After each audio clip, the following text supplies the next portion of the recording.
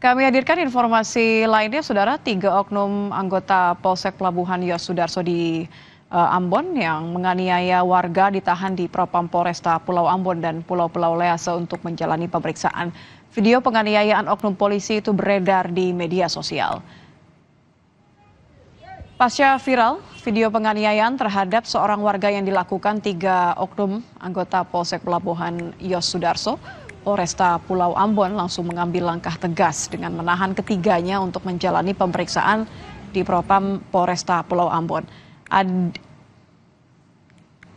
Saat itu korban diarahkan untuk putar balik karena terjadi penumpukan kendaraan menuju pelabuhan.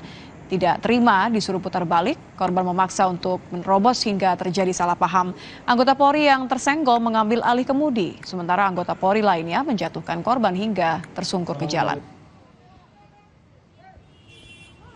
Dan dalam hal ini juga kami sampaikan bahwasannya sudah ada tindak lanjut dari Polresta Pulau Ambon dan Polres. Dalam hal ini kami segera melakukan tindakan yaitu mengamankan ketiga oknum anggota yang melakukan kesalahan, langsung memeriksa dan juga langsung menempatkan di tempat khusus yaitu di sel di Polresta Pulau Ambon dan Polres. Dan kami menerapkan dengan seadil-adilnya penerapan hukum pada anggota yang melakukan kesalahan. Kasat Reskrim Teluk Bintuni Ibtu Tommy S. Marbun hanyut terbawa derasnya arus Sungai Rawara saat akan melakukan penyergapan terhadap DPO kelompok kriminal bersenjata Kabupaten Teluk Bintuni, Papua Barat.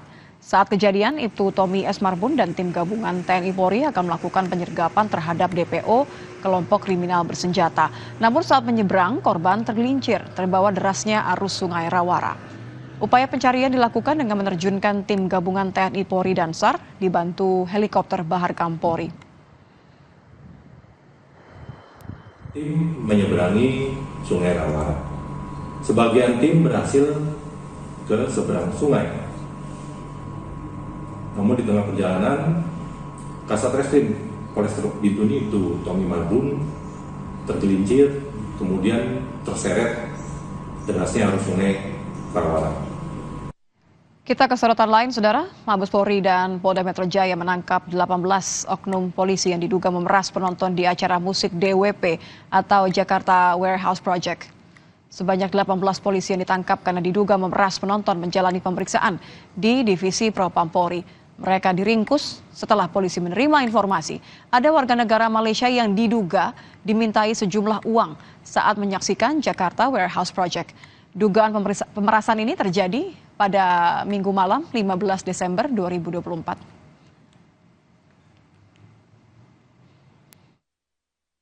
Menindaklanjuti melalui Divisi Propam Polri bahwasannya informasi tersebut dengan mengamankan terduga oknum yang bertugas pada saat itu.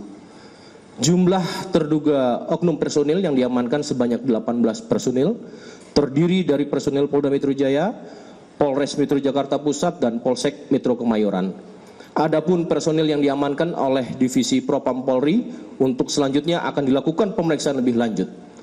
Polri tidak akan mentolerir terhadap pelanggaran yang dilakukan oleh setiap anggota Polri sebagai bentuk komitmen Polri dalam menegakkan hukum dalam rangka meningkatkan perlindungan. Timnas Indonesia gagal penuhi target lolos ke babak semifinal Piala AFF 2024 usai tunduk dari Filipina. Pelatih Shin Tae-yong pun dievaluasi. Akankah STY bakal diganti? Selengkapnya usai jeda di Kompas Malam.